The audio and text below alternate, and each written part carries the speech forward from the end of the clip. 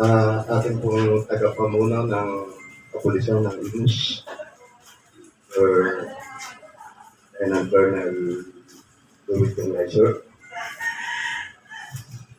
Sa atin pong mga kasamahan sa ANC, sa pamumuno ni Karen William Sir, sa lahat po ng NEMCO ng ANC na ngayon dito,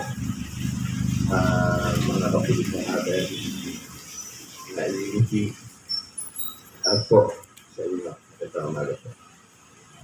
Una po sa lahat, nagpapasalamat po kami at bigyan ng pagkakataon ngayong umaga upang makasama namin kayo dito. Sa pamunuan po ng ANC, maraming salamat po sa inyo. Napakalaking tulong po sa amin.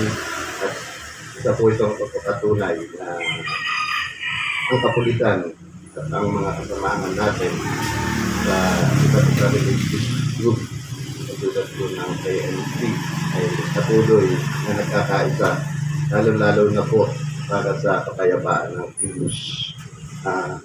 Hindi ko na po masyadong pahahabain. Dalawang kamay po namin kayong tinatanggap dito sa Imus City Police Station para sa aktibidades na ito. Maraming salamat po.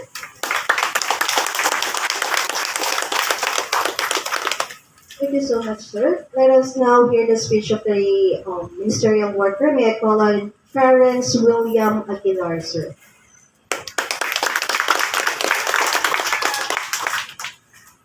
Thank you po sa inyong lahat. Magandang umaga po sa ating mga kapulisan.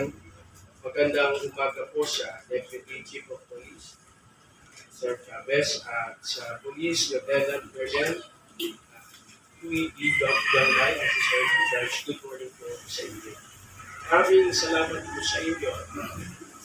Sa ngalan po ng Iglesia ni Cristo, nagpapasalamat po kami. Thank you for all your hard work for our community, day in and day out.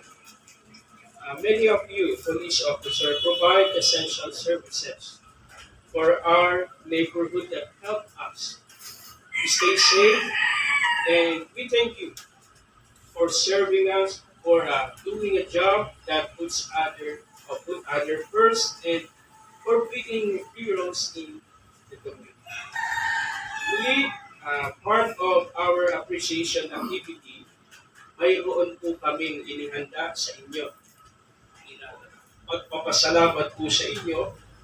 And also, thank you letter from our brethren from Pagsamba ng Kabataan o